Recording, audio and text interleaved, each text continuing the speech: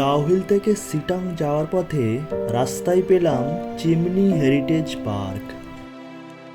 প্রায় 24 ফুট উঁচু এই চিমনিটি প্রথম বিশ্বযুদ্ধের সময়কার ব্রিটিশ ডাকবাংলোর অংশ। বর্তমানে চিমনিটি রয়েছে, ডাকবাংলোর আর কোনো অস্তিত্ব নেই। যোগীঘাট ব্রিজ থেকে মাত্র 1 কিলোমিটার দূরত্বের রিয়াং নদীর পাশের এই রিভার ক্র্যাব হোমস্টেতে আজ উঠেছি।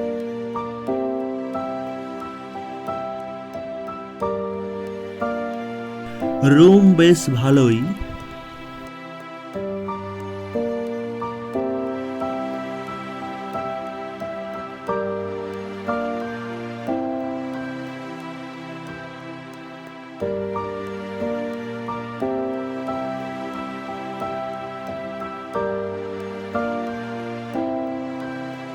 বাথরুমও ঠিকঠাকই। লাঞ্চের পরেই এলাম রিয়াং নদীতে।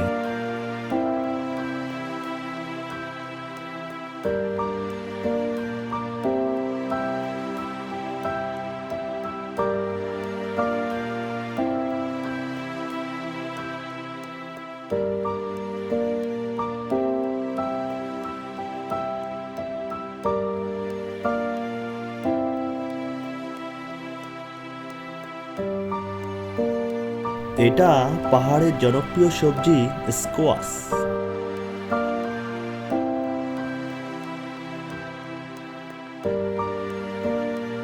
এবার যোগীঘাট ব্রিজ থেকে অল্প দূরত্বে অবস্থিত লেপচা ওয়াটারফলসে এলাম।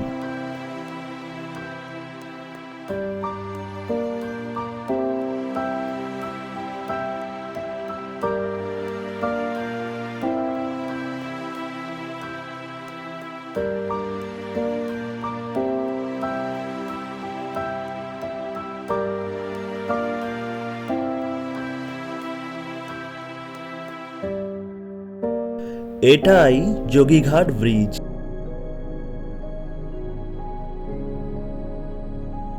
পরদিন হোমস্টের অর্পণজির সঙ্গে এলাম অরেঞ্জ গার্ডেনে।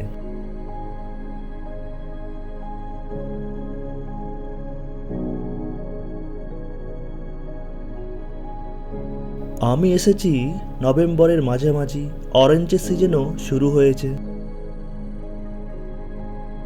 বাড়ির জন্য নিয়ে যাব বলায় অর্পণজি পাড়তে শুরু করলেন।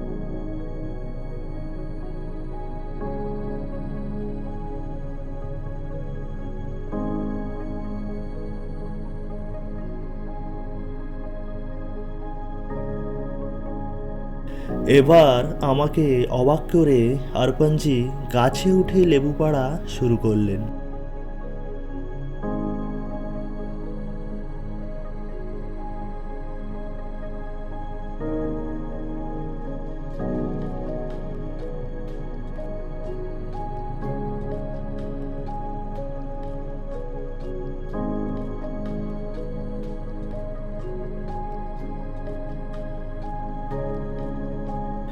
অর্পণজি আমাকে অনেকগুলো এমনিই খেতে দিলেন। ভীষণ রসালো ছিল। বাড়ির জন্য এখান থেকেই কিনে নিয়ে এসেছিলাম। এগুলোই সিনকোনা গাছ। এর ছাল থেকেই ম্যালেরিয়ার ঔষধ কুইনাইন তৈরি হয়। অহলদারায় এই গাছ প্রচুর রয়েছে।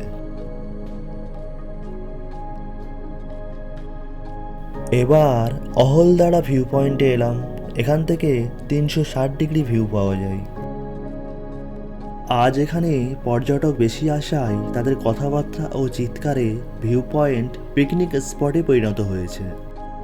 কয়েকজনকে তো এই রকম পরিবেশেও মদ খেয়ে মাতলামি করতেও দেখলাম।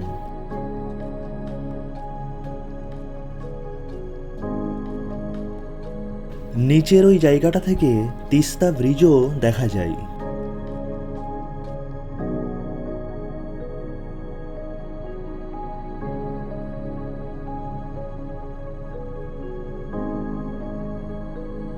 সিটং ভ্রমণ এখানেই শেষ করলাম। ভিডিওটি দেখার জন্য ধন্যবাদ।